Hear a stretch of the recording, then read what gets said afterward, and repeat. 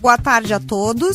Está começando agora o Viver Bem Guaíba, o seu novo programa das tardes de sábado, trazendo saúde, bem-estar, informação e qualidade de vida para você e toda a sua família. Eu sou Paula Oliveira de Sá, jornalista, e a cada semana vou fazer entrevistas com profissionais de diferentes áreas da saúde, tratando de temas atuais e trazendo orientações para você viver com mais qualidade de vida. E hoje, no nosso primeiro programa, vamos falar sobre um assunto que preocupa muitas famílias nesta época do ano: as doenças respiratórias típicas do outono e inverno aqui no Rio Grande do Sul. Já faz um tempo que os hospitais estão enfrentando superlotação, especialmente nas emergências pediátricas por conta de quadros de bronquiolite, pneumonia e asma. Mas será que dá para prevenir esses casos? O que é mito e o que realmente funciona? Para esclarecer tudo isso, eu converso agora no primeiro bloco com um dos grandes especialistas no tema, o Dr. Paulo Pitres, pneumologista pediátrico da Santa Casa de Porto Alegre, professor da pós-graduação em pediatria pela Universidade de Ciências da Saúde de Porto Alegre e diretor executivo do Instituto CELS. Dr. Paulo, muito obrigada por aceitar nosso convite. Seja muito bem-vindo à estreia do programa Viver Bem Guaíba. Para começar, o que acontece nessa época do ano que favorece o aumento das doenças respiratórias nas crianças? Como, por exemplo, o aumento de casos de doenças respiratórias, principalmente em crianças menores de 5 anos. Paulo, um prazer estar aqui nesse belo programa. Desejo maior sucesso, caros ouvintes. Bom, Paulo, essa é uma pergunta muito relevante, né? Principalmente nós morando aqui no sul do Brasil. Eu diria que o grande vilão das doenças respiratórias, né, são os agentes infecciosos, doenças respiratórias nossas de inverno. E assim, no topo dessa lista são os vírus respiratórios. Nós temos um número significativo de vírus, diria 10 pelo menos, e mais seus subtipos, né, que circulam na comunidade, vamos pegar Porto Alegre ou Rio Grande do Sul, circulam entre adultos e crianças. Então, quem é saudável vai adquirir essas infecções respiratórias mais leves, às vezes nem tão leves, mas quem tem também doenças crônicas de base vão sofrer muito mais. E, doutor, e quais são os sintomas que merecem atenção redobrada por parte dos pais e cuidadores? Bom, essa é uma pergunta importantíssima. Eu acho que na cartilha de pai e mãe, todos deveriam saber isso na ponta da língua, né? Sintomas de gravidade de criança: febre alta persistente. Existe uma regra meio de ouro da pediatria, assim, aquela febre, principalmente aquela que não baixa com antitérmico. 39,2, 38,7, dá lá uma medicação, dá outro antitérmico e continua essa febre alta, né? São sinais, muitas vezes associados a infecções bacterianas.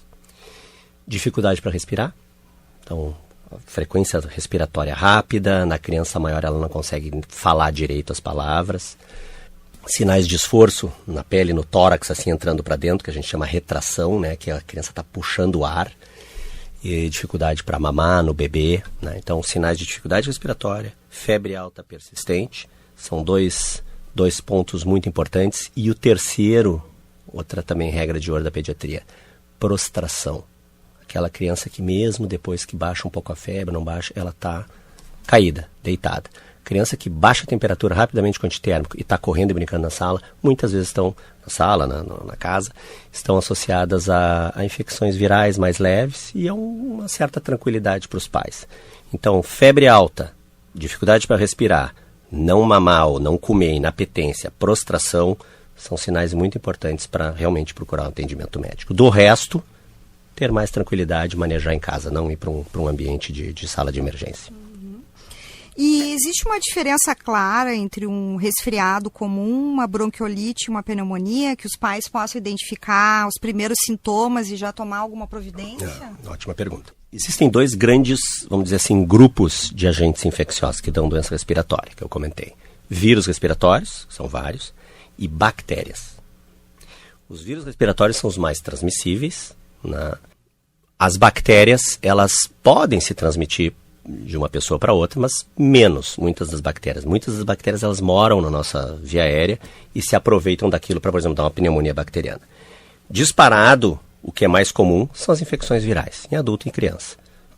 A diferença entre um resfriado, por exemplo, e uma bronquiolite, que é uma infecção dos bronquíolos, dos brônquios dos bebês, ela surge através de sintomas que eu comentei, de dificuldade para respirar, o chiado fininho, que parece um assobio, um apitinho, que é o sibilo, né? Então são coisas que os pais precisam conhecer isso. Então a bronquiolite é uma infecção viral muito comum no bebê, né? Que pode causar dificuldade respiratória, pode até precisar de internação, mas muitas vezes a bronquiolite é leve. Então, sinais de dificuldade para respirar falam mais a favor de infecção de vias aéreas inferiores. E para a bactéria, a questão que eu comentei da febre bem alta persistente, né, que não baixa com antitérmico. E que grupos de crianças e jovens correm mais risco de desenvolver quadros mais graves, por exemplo, como doenças pulmonares crônicas, bebês prematuros ou até asma? Falando primeiro sobre prevenção, né, alguns pontos importantes. Essa é bem a área do pediatra geral. Sou pneumologista pediatra, mas é bem chave isso. Aleitamento materno, bebê que nasce, né, manter o maior tempo possível e principalmente nos primeiros 6 meses, aleitamento materno exclusivo, né? Vacinas em dia e distância de cigarro. Seja a mãe fumante, que é um grande fator de risco para doença pulmonar futura, e às vezes tem mães, por incrível que pareça, que fumam na gestação, isso é mais grave ainda, né? Mas em relação ao cuidado para não levar no hospital, né, quando a doença viral ela se instala, muitas vezes a doença é leve, né? E aí voltamos lá acho que na nossa primeira pergunta, ali, ou segunda, que é sobre os sinais de gravidade. Então, buscar um atendimento médico de urgência quando tem aqueles sinais que eu comentei anteriormente, né? Da febre alta, etc., da falta de ar e assim por diante. Entendi. E em relação ao uso de aquecedores, umidade, ventilação, elas influenciam na saúde respiratória das crianças? Essa é uma pergunta muito comum dos pais, né? Eu diria que para um paciente saudável, sem nenhuma doença crônica, sem asma ou não é prematuro, eu costumo dizer para os meus pacientes que devem levar uma vida normal. Então, calor do verão horrível, ar-condicionado numa temperatura agradável. Frio em casa, usar algum aquecedor, alguma coisa. A gente vai notar, por exemplo, pacientes com asma, pacientes alérgicos, que alguns desses fatores podem piorar os sintomas ou desencadear os sintomas, né? Por exemplo, usar algum aquecedor que seque muito ar. Paciente com rinite alérgico, com asma, pode começar a tossir. Mas isso tem que acontecer para a gente manejar, porque tem muito paciente alérgico que determinados fatores ambientais não desencadeiam o problema, né? Então, eu diria que não há uma regra absoluta do não, exceto cigarro, produtos, né, obra em casa, né, para quem pacientes que são alérgicos ou têm alguma sensibilidade respiratória, fumaça, né, então lareira que não está funcionando bem, sai a fumaça toda para fora, churrasco que sai a fumaça para fora, tudo isso é extremamente tóxico para a via aérea e pode desencadear sintomas em pacientes mais suscetíveis, assim. Do contrário, eu sempre digo, vida normal. Esse uso de umidificadores, ele ajuda no ambiente? Pode ajudar em alguns pacientes, não uma coisa mandatória, né, de colocar o umidificador, mas eu não diria que é uma coisa assim de uma recomendação protocolar. E quanto à vacinação, que imunizantes são essenciais nesse período, né? O que há de novo sendo desenvolvido na área de pesquisa aqui no Rio Grande do Sul? Bom, o que os pais devem seguir muito é o calendário vacinal preconizado, né, pelo Ministério da Saúde, paciente do SUS, ou da Sociedade Brasileira, por exemplo, de Pediatria, né, onde existem ali um número imenso de vacinas que previnem as doenças mais graves, infecciosas, né. Da parte respiratória nós temos pneumococo, que é uma bactéria que causa pneumonia bacteriana. Essas são algumas aplicações no primeiro ano de vida e depois reforço. Vacina da gripe, da influenza, muito importante, anual, porque esse bichinho ele faz uma mutação ali genética a cada ano, então a gente precisa tomar anualmente.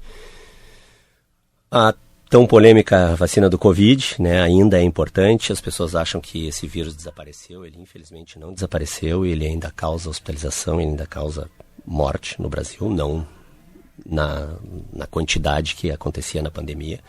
E as vacinas que fizeram com que a gente realmente mudasse a história da nossa, né, no planeta Terra em relação à pandemia, foram as vacinas realmente que modificaram isso, né, a vacina do Covid.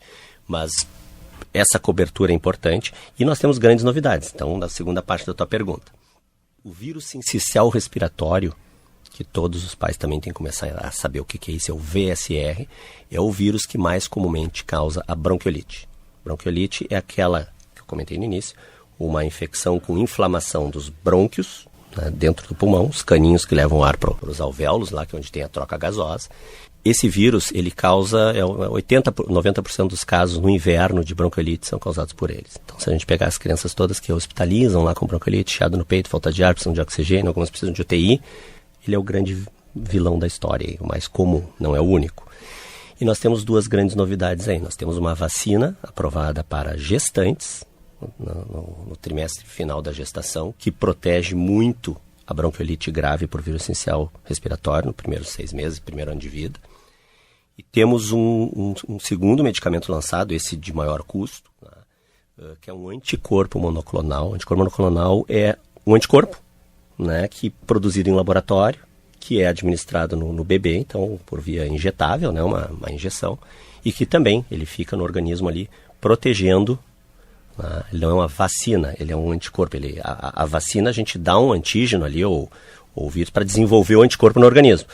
Esse é um medicamento que é o próprio anticorpo, por isso que ele é mais caro, né? Os 2 já estão disponíveis no Brasil, né?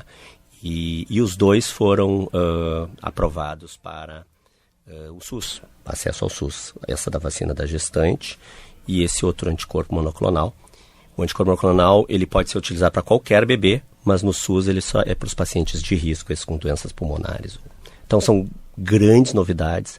Eu acho que a gente pode ter uma mudança no cenário de hospitalizações dos bebês sobre bronquiolite, uma mudança considerável nos próximos anos com uma imunização dessa magnitude aí no Brasil e no mundo, né? E já tem alguma previsão da chegada dessa vacina? A vacina já para quem tem condições de comprar, tem, né? E ela foi aprovada para o SUS pelo órgão do Ministério da Saúde, que é a Conitec, né?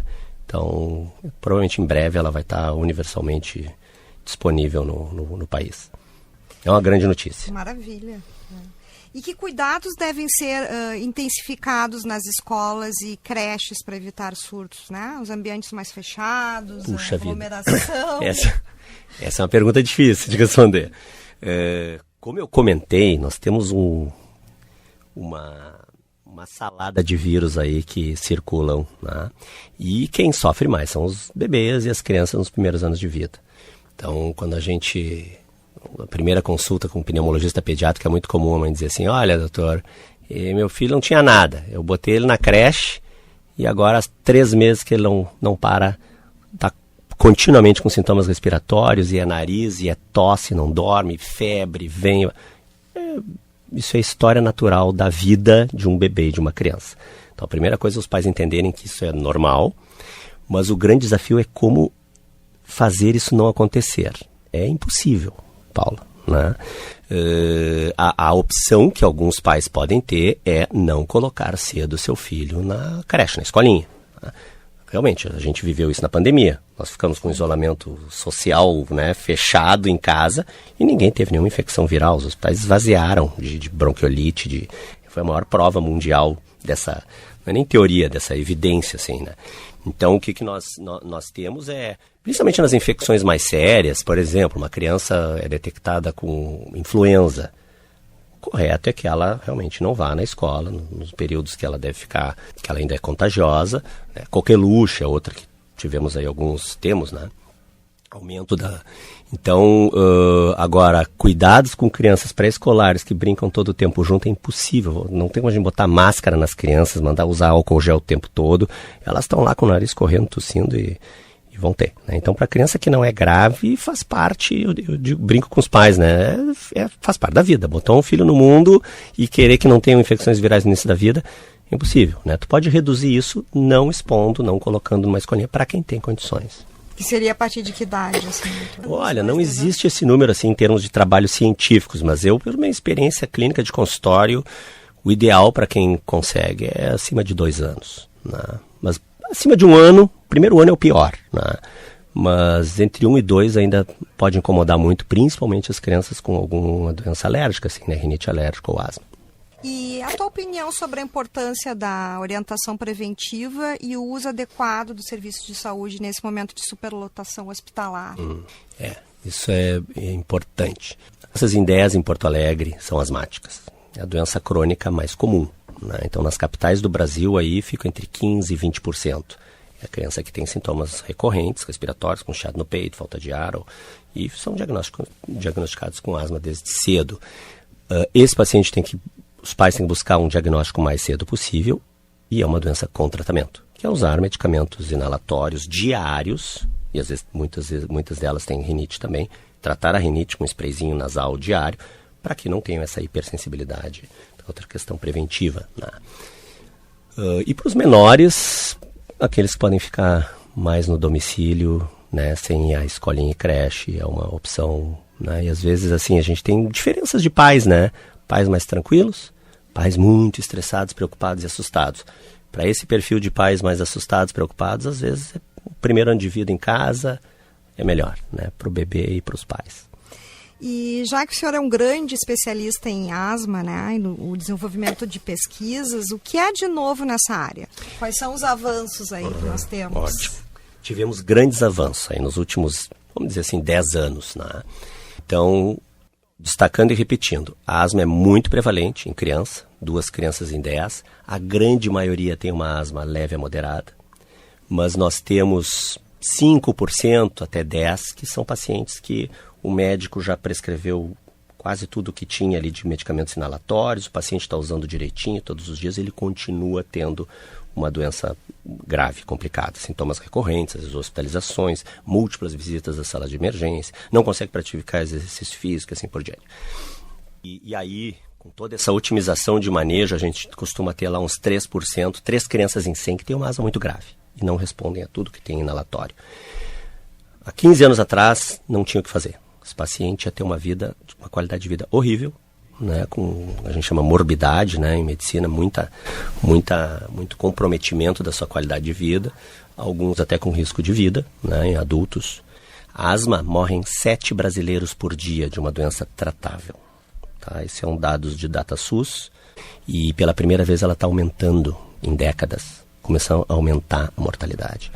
30% dos pacientes com asma, felizmente a maioria são adultos, não são criancinhas, né? Para quem é pneumologista pediátrico, quer proteger mais as crianças. Mas praticamente essas óbitos são em adultos, né? E 30%, 1/3, morrem fora do hospital, em casa, sem chegar no hospital. Uma doença grave não identificada como tão grave, né? Então esse é um problema. E aí o que surgiu então nos últimos anos? Imunobiológico. Esses anticorpos que eu te falei são os chamados anticorpos monoclonais, né? Então são anticorpos produzidos no laboratório que bloqueiam, atacam, entre aspas, inativam proteínas inflamatórias que o nosso organismo produz, do asmático, né? Nós temos hoje uma gama, 5 imunobiológicos disponíveis, né, para adultos e alguns para crianças, que eles acabam com a inflamação, melhoram muito a doença da criança, né? Então, medicamentos são aplicados ao invés de injeção subcutânea, né, mensalmente ou quinzenalmente, e esses pacientes ficam com uma doença absolutamente controlada, grande maioria deles. Com qualidade de vida. Muita qualidade de vida, acabam as hospitalizações, né?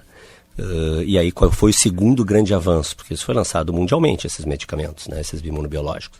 O grande segundo avanço no Brasil foi o acesso dos pacientes, seja no SUS ou seja na saúde suplementar, quem tem convênio, a esses medicamentos. Esses medicamentos são muito caros, custam ao redor de R$10 mil por mês, né? E um paciente com asma grave, com diagnóstico correto, né, e preenche o perfil para aquele medicamento, ele vai receber esse medicamento gratuitamente, seja na saúde suplementar ou no SUS. Que maravilha. Alguns deles no SUS e todos na saúde suplementar. Então é um super avanço, né? Eu tenho alguns pacientes, vários pacientes em tratamento com isso, é uma mudança de vida e que eu diria que é o grande avanço na asma aí na última década. E quais são os tipos de asma, assim, a gente às vezes, né, tem essa dúvida, existem? Existem. Quais são medicamente medicamente se diz que são os fenótipos da asma, são os padrões da doença, né, inflamatórios. Existe o que a gente chama de alérgico e eosinofílico. Eosinófilo é uma célula que a gente tem no sangue, que vai ter no tecido do asmático, que é uma célula alérgica. Então, o alérgico eosinofílico é muito comum, é praticamente 90% das crianças tem esse fenótipo. E, felizmente, são aqui esses imunobiológicos funcionam, foram desenvolvidos. Tá? No adulto existe um percentual maior de pacientes não alérgicos, outro tipo de inflamação, às vezes só eosinofílico, mas também não alérgico nem eosinofílico. E tem um biológico que funciona para esse tipo de paciente. Então a gente tem uma cobertura quase completa aí de tratamento. Do ponto de vista de apresentação clínica, elas são meio parecidas, mas é uma área já bem muito especializada da pneumologia e que permite que a gente... Eu digo, a frase que eu digo para pais, e eu digo aqui na rádio, né, muita gente nos ouvindo, é: se você tem asma, não admita ter sintomas da sua doença não controlada. Hoje é uma doença absolutamente tratável. Pode ser facilmente tratável com medicamento inalatório comum, simples, e que muitas vezes as pessoas não querem usar, né? Mas assim, hoje em dia é para não ter essa doença mais. E pelo SUS com sintomas. Existem hoje recursos pelo SUS? Praticamente todos esses medicamentos, né? Falta às vezes um ou outro inalatório, e realmente não consegue controlar hoje a sua asma, um paciente de mais idade e que já sofreu muito da doença. Ele já tem um pulmão muito deteriorado, os brônquios, por um histórico de 30, 40 anos. Esse paciente talvez hoje ainda melhore com esses tratamentos, mas ele não fica 100%. Agora, se você pega no início da doença, a melhora é realmente bem impressionante, né? Perfeito. E, doutor Paulo, para finalizar, que mensagem o senhor gostaria de deixar aos pais e responsáveis que nos ouvem agora, especialmente aos que estão preocupados com a saúde dos filhos neste inverno? Muito bom. Hoje eu digo isso como o ponto mais importante para os pais. Educação. Se informar sobre as doenças, derrubar mitos. Hoje em dia, né, internet, fake, tem gente que adora assustar e dizer coisas que não fazem sentido. Então tentem buscar a melhor informação do seu médico, seja numa OBS, o que é bobagem, o que não é. Isso é muito chave. Então os pais se educarem sobre isso. É muito importante.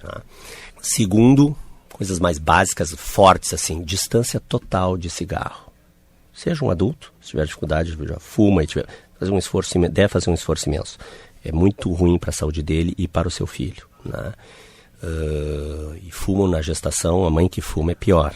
E às vezes o fumo é passivo, o marido fuma, mas ela está fumando indiretamente também, o que é ruim, né? Outro grande mal aí dos últimos anos, o tal do vaping, né? Que é o cigarro eletrônico. Então isso eu acho que é pauta quase para um programa sozinho, né?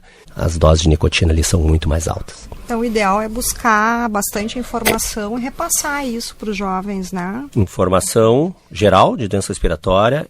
Os pais têm que falar desde cedo, tem que botar medo numa criança em idade escolar, né? Porque vão querer experimentar, porque a galerinha tá toda usando, né? Então, como é que eu vou ficar? Vou ser o único babaca que não vou usar, né?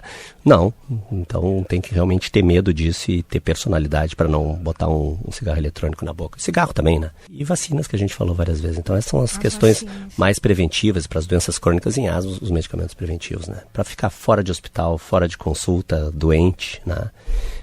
Mas entender que infecções virais fazem parte do mundo. Nós teremos, estava comentando contigo, né? Eu e tu temos o quê? 2, 3 quadros virais, um mais forte às vezes no ano, né? Mas a gente já construiu um pouco da imunidade para esses vírus. E as crianças pequenininhas sofrem mais, mas tem que passar por isso também. Claro. Né? Faz parte da vida. Não tem como a gente... essa correria direto para os hospitais. Exatamente. E que a pessoa ainda vai poder se infectar com mais doenças. Por exemplo, tosse, uma tossezinha, já vai correndo com medo para uma sala de emergência. As salas de emergência estão cheias de pacientes, os médicos estão lá com uma fila de pacientes, né? Às vezes estão os graves ali também, mas muita coisa que era para estar consultando numa UBS ou no consultório, né? Ou uma febrezinha que fez uma febre, deu antitérmico, baixou, que a gente comentou no início da nossa conversa. Considerado, vamos dizer, uma febre que seria uma febrícula, uma normal? Assim. Abaixo de 38, 37,5, 37,7... Dá um paracetamol, febre some, a criança já está voando, brincando, correndo para cima e para baixo. Então, a maioria das vezes, os quadros virais ou são sem febre, ou tem essa febre baixa, ou às vezes até pode ser um pouco mais alta nos primeiros 24, 40, mas elas desaparecem sozinhas. É febre 1, 2 dias desaparece. E a questão da tosse? A tosse é muito... Ótima pergunta para a gente ir encerrando a conversa. Tosse é um mecanismo de defesa do nosso organismo e do pulmão. São receptores que a gente tem ali que a gente está precisando botar alguma coisa para fora.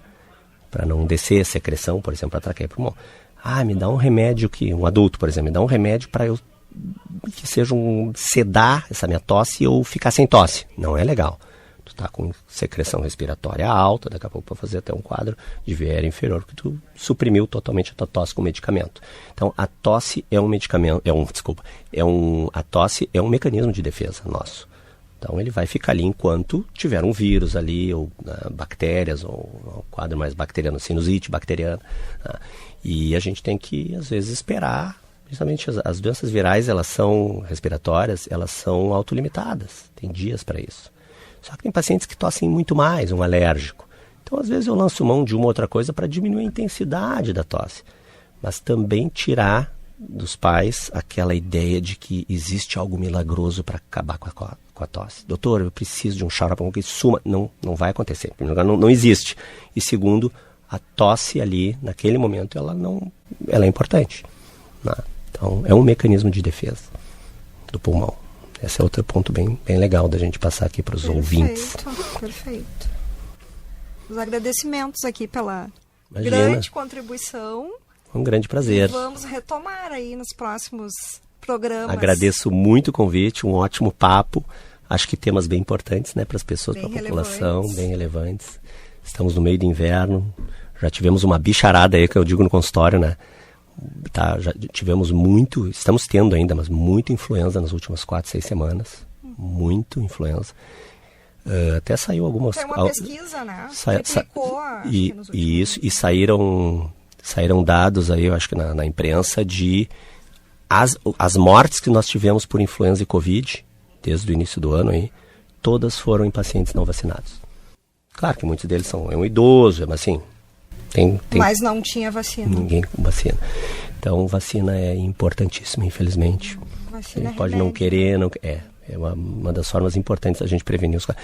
Exemplo, vacina para meningite. Mas não vai ter meningite, é uma coisa tão rara. Gente, aquele raio pode cair, meningococo, pneumococo, aquele raio pode cair na sua cabeça ou do seu filho, né? Então... Não porque é raro, tu não pode ter uma doença rara. Mas influenza grave é raríssimo. Mas se você não está vacinado, pode ser com você, né? Adulto ou criança. E a importância de manter o calendário vacinal das crianças. Completo. Né? Isso aí é completo. São muitos agentes infecciosos. Isso mudou, né? A nossa longevidade, mortalidade infantil. Nossa, na década de 70, 60, as crianças morriam de todas as infecções. Meningite... Né? Então, assim, as vacinas são muito importantes. É outro tema bem legal de se abordar. Mais vários programas. Vários programas. Muito obrigada, Dr. Paulo Pitres, pela presença e pelas informações tão relevantes. Tenho certeza que ajudamos muitos pais e mães com orientações práticas para cuidar melhor dos pequenos neste período. E para você, ouvinte, que nos acompanha, não se esqueça, prevenir é sempre o melhor caminho. Vamos agora ao intervalo e já voltamos.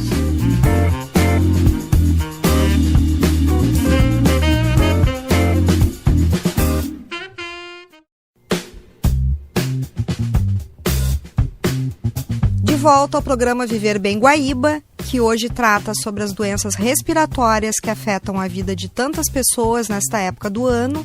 Para nos ajudar a entender melhor como lidar com essas questões, especialmente com o cuidado em relação às crianças, recebemos o fisioterapeuta João Paulo Heisman, graduado em fisioterapia pela CNEC, mestre, doutor e pós-doutor em saúde da criança pela PUC-RS. Dr. Heisman, seja bem-vindo ao programa Viver Bem Guaíba. No primeiro bloco, o Dr. Paulo Pitres, pneumologista pediátrico da Santa Casa, falou sobre as doenças respiratórias típicas do outono e inverno aqui no Sul e a repercussão no organismo das crianças. E agora, queremos saber quais são os benefícios da fisioterapia respiratória, principalmente nos casos de bronquiolite em crianças pequenas. Certo. Então é um prazer poder falar sobre um tema tão relevante que é a saúde respiratória, principalmente dos nossos pequenos, né? E quão importante é difundir informações pensando nas famílias também, para que elas saibam que A fisioterapia respiratória pode auxiliar muito nesses casos de doença respiratória, incluindo a bronquiolítica, uma doença tão temida pelos pais e pelas famílias, né? Principalmente agora, nesse período de outono e inverno, onde os vírus respiratórios estão circulando bastante e as crianças acabam tendo e sofrendo bastante com quadros respiratórios, incluindo a bronquiolite. Mas acho que, de maneira geral, assim, o principal objetivo da fisioterapia respiratória é desobstruir as vias aéreas, ou seja, liberar as vias respiratórias através da mobilização, da remoção da secreção. Então, nós utilizamos manuseios no tórax da criança, no abdômen, equipamentos para facilitar com que aquela secreção saia com uma maior facilidade, com que a gente consiga eliminar aquele muco, e aí o ar consegue entrar e sair com uma maior facilidade da via aérea. Então a gente consegue liberar muito essas vias aéreas superiores, que as crianças pequenininhas principalmente, né, sofrem muito com obstrução, então elas ficam bem obstruídas, encatarradas, e o ar tem uma certa dificuldade para chegar até os pulmões. Então a gente acaba removendo isso para a criança conseguir ter uma ventilação mais adequada, mas também a gente trabalha muito no trato respiratório inferior, ou seja, nos pulmões, né? A gente consegue remover a secreção dessas vias aéreas bem pequenininhas, que para a criança é muito difícil de conseguir eliminar sozinha, né? Então, sem dúvida, acho que o principal objetivo é essa desobstrução das vias aéreas. Um outro objetivo importante é conseguir manter o pulmãozinho dessa criança aberto. A gente sabe que quando a criança fica muito secretiva, muito encatarrada, essa secreção fica bem presa e bem colada nas vias respiratórias. E com isso, parte do pulmãozinho da criança pode fechar. E aí gera uma série de consequências respiratórias. Então, nós fazemos e usamos equipamentos com pressão positiva, né, justamente para abrir essa partezinha do pulmão, ou para manter o pulmãozinho aberto da criança, justamente para evitar esse fechamento que pode acontecer pelo excesso de secreção. Outros objetivos importantes: reduzir o esforço respiratório. Então a gente sabe que a criança, quando ela fica muito secretiva, ela começa com dificuldade para respirar, ela começa a ficar com uma respiração muito pesada, muito ofegante, muito acelerada, e aí a fisioterapia respiratória, através da remoção dessa secreção, faz com que a criança fique com menos dificuldade para respirar, então reduzindo esse sofrimento, esse desconforto respiratório. Então a gente acaba deixando essa criança mais confortável na sua rotina, né? Outras questões importantes em relação à orientação do posicionamento para dormir. Então a gente sabe que os pais sempre falam, né? A noite sempre piora, a noite é um caos, e realmente acontece isso por N fatores, mas nós orientamos também, né, as famílias, os pais, os cuidadores, para colocar a criança bem elevadinha, bem sentadinha para dormir, porque isso é uma forma de facilitar o conforto pulmonar para essa criança, para ela sofrer menos quando ela está passando por um quadro respiratório. Então é uma dica super simples, mas que faz muita diferença no conforto da criança.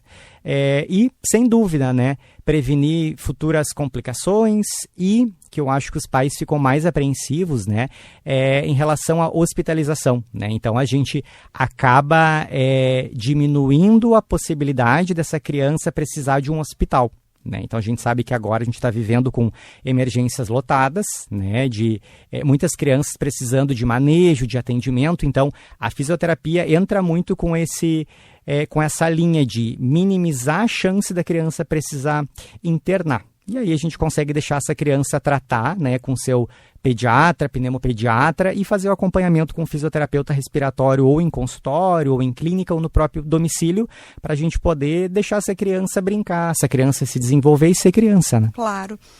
E, doutor, e quando é que os pais devem buscar ajuda com a fisioterapia respiratória? É necessário encaminhamento médico para isso? Como é que é feito?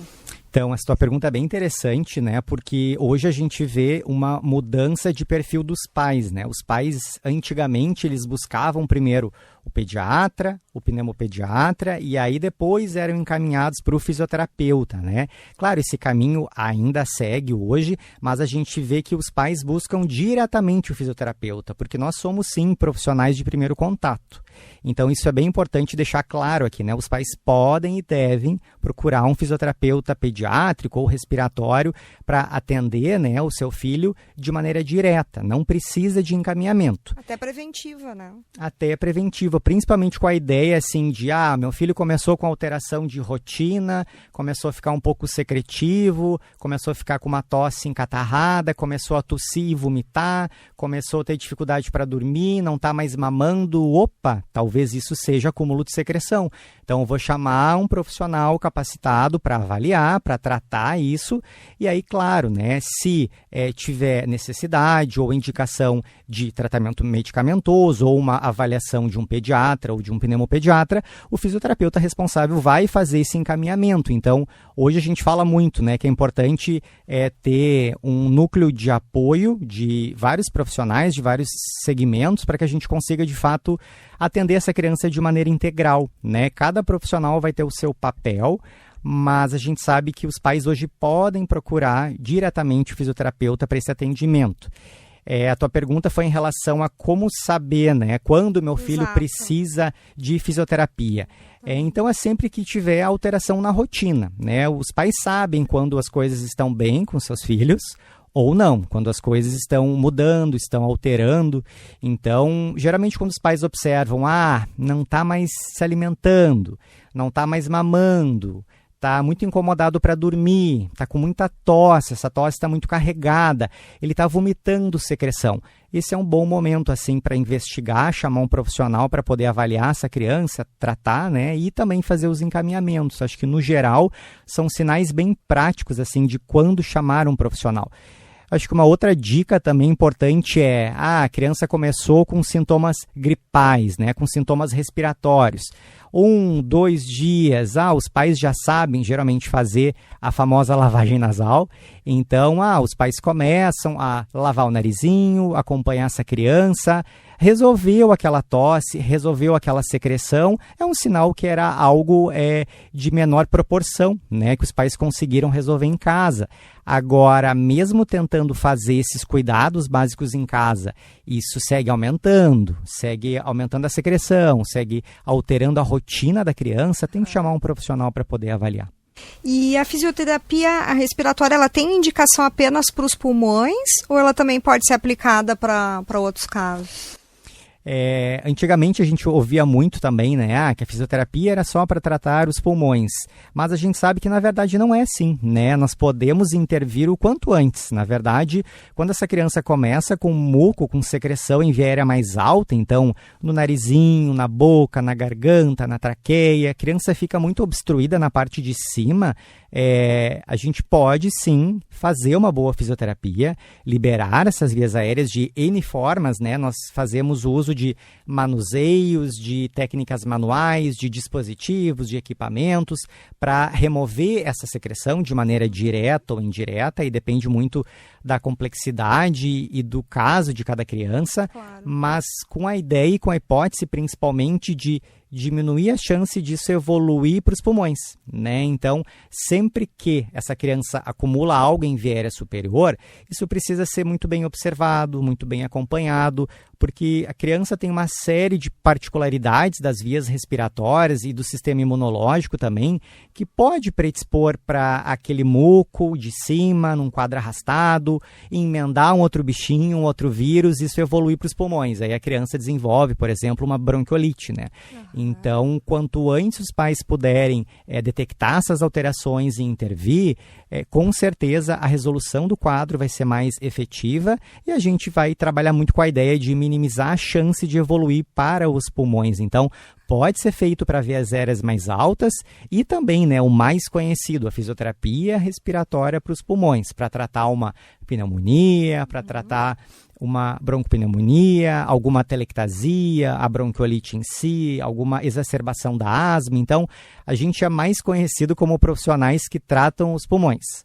Mas, de fato, a gente pode intervir bem antes disso, né, na via aérea mais alta.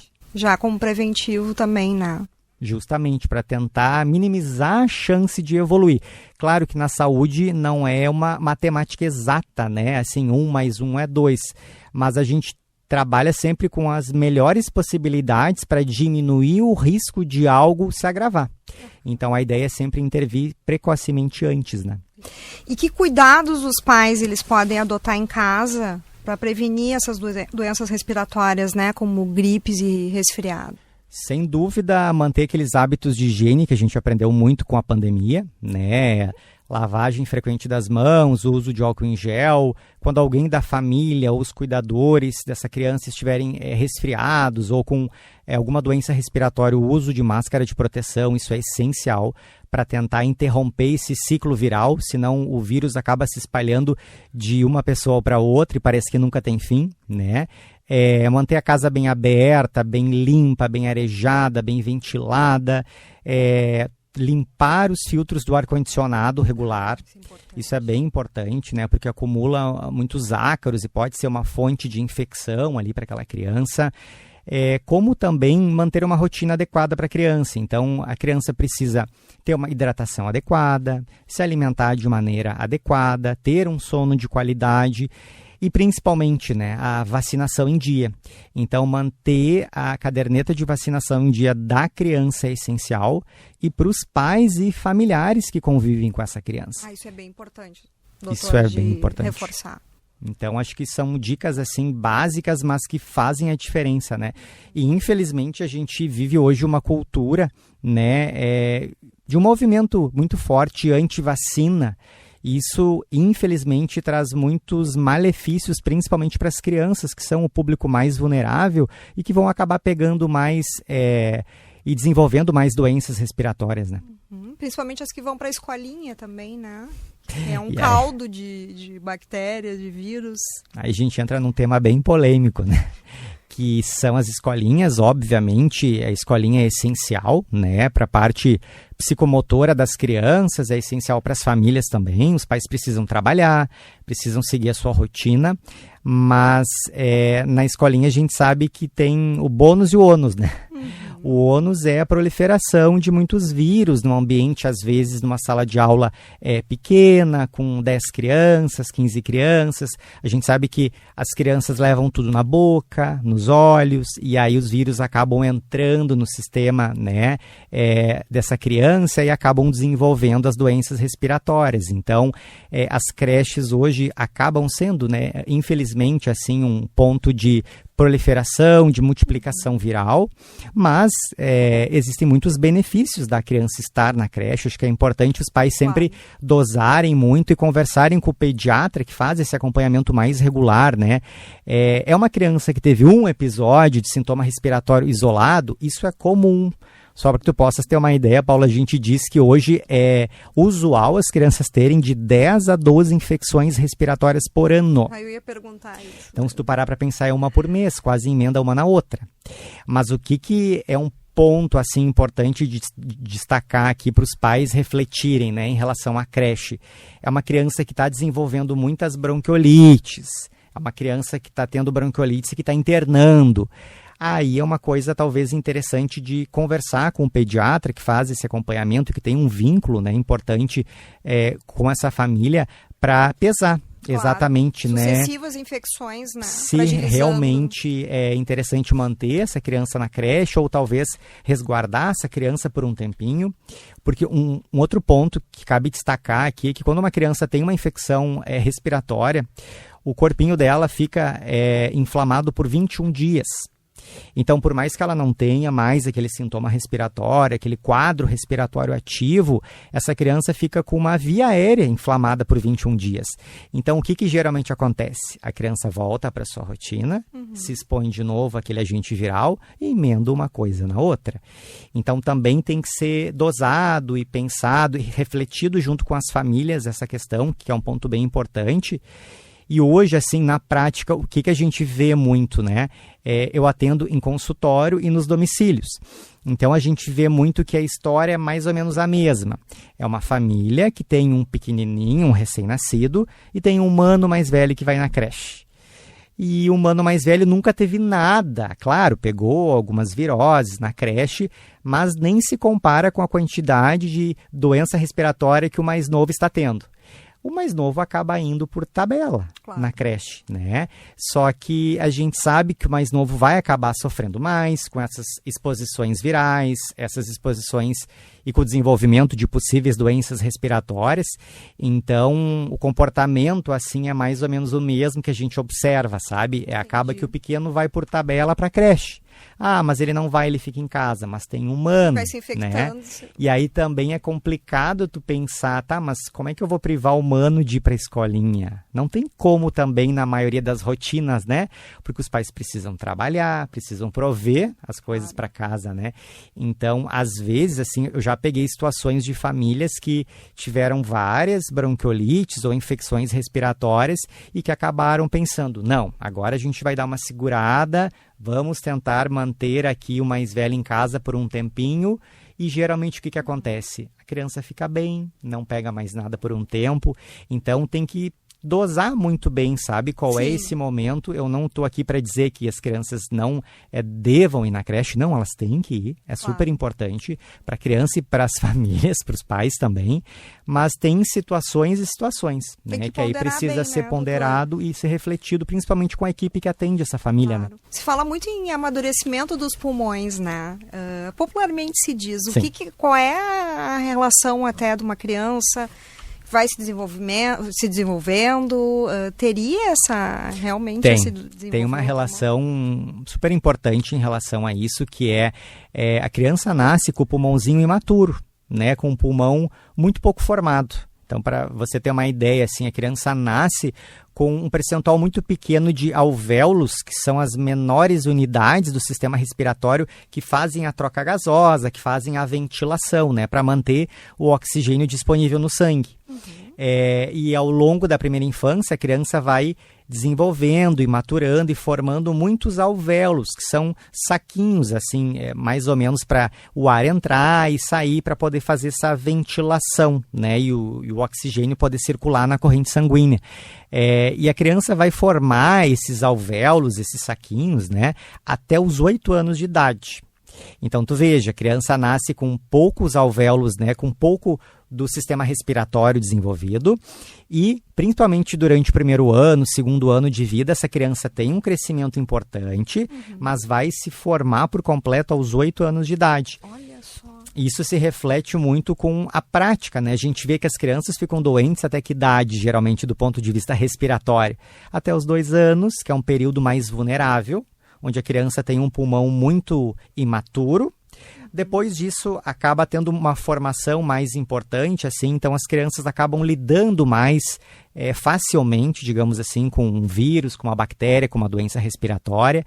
Mas o público mais vulnerável, sem dúvida, é o recém-nascido, que é aquele bebê prematuro, sem dúvida, que vai ter uma imaturidade maior ainda do que já teria se tivesse nascido na idade gestacional, né, ideal ou planejada, então a partir de 37 semanas, mas realmente são públicos mais vulneráveis, assim, recém-nascidos, prematuros mais ainda, e bebês, a gente diz que abaixo de 2 anos, assim, acabam sofrendo mais com essas condições respiratórias. Depois as coisas melhoram e aí os pais ficam mais tranquilos também, porque conseguem lidar mais com as situações que aparecem e também já estão mais habituados a tratar as condições, a tratar as viroses, a tratar as doenças respiratórias em si. E como é que a fisioterapia ela pode ajudar na auto-hospitalar, né? No caso das crianças que já estão internadas, como é que pode ajudar a acelerar essa recuperação da criança, né? Tua pergunta é em relação ao depois da alta ou é durante a internação? Na auto-hospitalar. Tá. Em relação à auto-hospitalar, assim, a gente sabe que as crianças, elas acabam saindo, muitas, né, com um pouco de secreção ainda. Secreção tanto em vias aéreas mais altas, né, nasofaringe, orofaringe, então esse ronquinho mais alto, mas as crianças às vezes saem com secreção nos pulmões também. Claro que em menor quantidade, longe de qualquer perigo, mas a criança sai ainda um pouquinho secretiva, isso é bem comum. Até porque a criança tem uma via aérea muito pequenininha, em menor tamanho, em menor quantidade, então é mais difícil de conseguir eliminar essa secreção, leva mais tempo. Então, depois da alta hospitalar, é importante entrar em contato com um fisioterapeuta respiratório, pediátrico, para que ele possa avaliar e fazer esse acompanhamento. Geralmente, a gente vê assim que 2, 3 dias, às vezes uma semana, esse muco naturalmente vai cessando, vai secando, só que dependendo do tamanho da criança, da imaturidade, de N fatores, pode ser mais difícil para ela. Então, a fisioterapia respiratória respiratória ajuda a acelerar essa remoção, a deixar esse pulmão mais sequinho, esse pulmão mais aberto, para que a criança tenha um conforto ventilatório, né? Porque acho que é importante destacar para os pais aqui qual é o intuito da fisioterapia. Me fala um objetivo só, deixar essa criança confortável.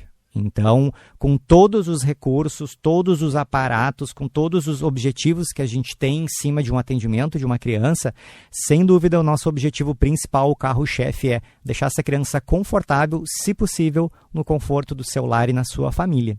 Isso, sem dúvida, para os pais é um conforto, né? A gente diz que os pais querem tratar em casa, né? Se possível, eles não querem ir para um hospital, eles não querem ficar internados, não querem ir para uma emergência, né, que está lotada. Então, os pais querem fazer o tratamento em casa. Então, a gente luta muito junto com os pais para tentar manter essa criança. Claro que se tem condições para manter essa criança em casa, né? Caso não tenha, precisa ser encaminhada para uma emergência. E quais são os maiores mitos, né, que se ouve sobre as doenças respiratórias em crianças, que poderia esclarecer aqui para os ouvintes, né? Porque tem muitos mitos, eu acho que é importante a gente levantar alguns. Mitos são vários, né? Eu acho que talvez um dos que a gente mais escuta é que bombinha vicia. Isso a gente escuta muito. O pediatra, o pneumo prescreveu a bombinha, mas eu não vou usar porque vicia. E aí a gente chega para avaliar essa criança está com um chiadinho bem importante no pulmão, né? Que geralmente se usa a bombinha para reduzir esse chiado para a criança ficar mais confortável, porque aí ela fica ventilando melhor, né? E aí a gente tem que explicar, olha, a bombinha não vicia, a bombinha é importante para que o seu filho fique com o pulmãozinho aberto, para que esse chiadinho ele pare, para que seu filho consiga ficar mais confortável. Você está vendo que seu filho está cansado para respirar, ele está irritado, ele não está dormindo, tem que usar, né? Assim, se um profissional avaliou, se um profissional prescreveu, né? Seja o pediatra, o pneumopediatra que prescreve medicações, claro. A família precisa confiar no profissional, justamente porque tem necessidade do uso dessa medicação. Então, infelizmente, hoje a gente escuta muito essa frase, que é a bombinha vicia, e ela não vicia. Ela é essencial para o tratamento daquela crise ou daquela condição respiratória. Um outro mito que a gente escuta muito é comer sorvete da gripe, meu filho não pode andar de pés descalços porque vai dar resfriado. É um mito total, né? Porque não é o sorvete gelado, não é o andar de pé descalço que vai causar um sintoma respiratório. O que causa sintoma respiratório são vírus ou bactérias. Na maior parte dos casos são vírus, né? Então não tem relação nenhuma. Isso eu vejo que acaba impedindo muito a criança de brincar, de se divertir, porque não é isso que vai causar o vírus ou a doença respiratória. A gente diz que a criança precisa brincar, exato. A criança precisa gastar energia. Faz parte do desenvolvimento, né? Muito. E a criança precisa comer um sorvete quando, né? Se tem indicação para isso, se tem uma idade, já está liberado. A criança gosta. E assim, a gente não pode privar ela de coisas que não fazem sentido. Então, essas duas frases são coisas que não fazem nenhum sentido. Outra coisa que a gente escuta muito falar é que asma tem cura, né? Não sei se o Dr. Paulo comentou sobre isso, mas asma não tem cura. Mas a asma é tratável, né? Asma é tratável. Então, a criança, quando recebe um diagnóstico médico de asma, ela precisa tratar com as medicações que o pneumopediatra vai prescrever, né, para ela, para a família, para que controle os sintomas da doença. Controlando os sintomas da doença, a criança vai ter uma rotina normal, como se ela não tivesse uma doença respiratória. O principal objetivo do tratamento da asma hoje é controle dos sintomas, sintoma respiratório zero, né? Então, a criança deve jogar futebol, deve brincar. E também a gente escuta falar muito isso. Meu filho não vai na escolinha, não joga bola porque tem asma. Baita mito, né? Porque se a criança trata a doença, controla o sintoma, ela deve fazer atividade física. Isso é importante para o desenvolvimento tanto cardiorrespiratório como para a parte psicomotora da criança. Então, são mitos que a gente escuta falar, infelizmente, ainda, né, em pleno 2025. Mas isso é muito cultural, né, que vem desde lá dos nossos avós, passam para os pais e assim por diante. Mas são mitos que não têm embasamento científico nenhum. Importante essas colocações aí para os pais pensarem, né? E que mensagem final tu deixarias para os pais de crianças com histórico de problemas respiratórios em termos de cuidado com elas, né? Acredito que a principal mensagem é a educação em saúde, o conhecimento, a informação, ela salva vidas.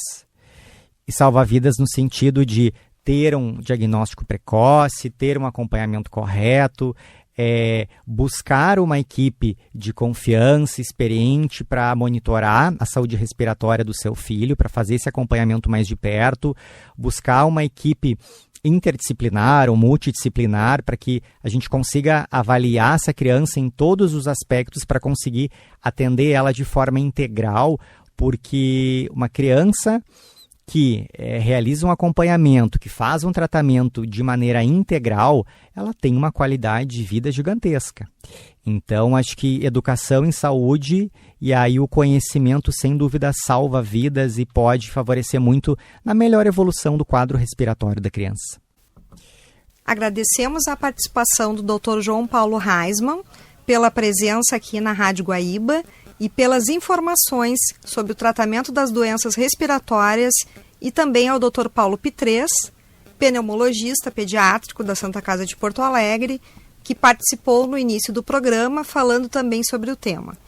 E você, ouvinte, continue com a gente.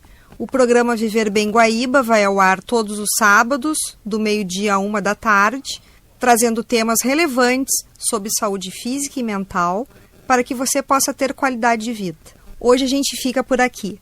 Na mesa de áudio, Jefferson Gomes, na técnica, Rafael Baldez, produção e apresentação da jornalista Paula Oliveira de Sá, gerência de jornalismo e esporte, Rafael Sequim, e direção geral de Claudinei Girotti. Nos encontramos no próximo sábado. Até lá!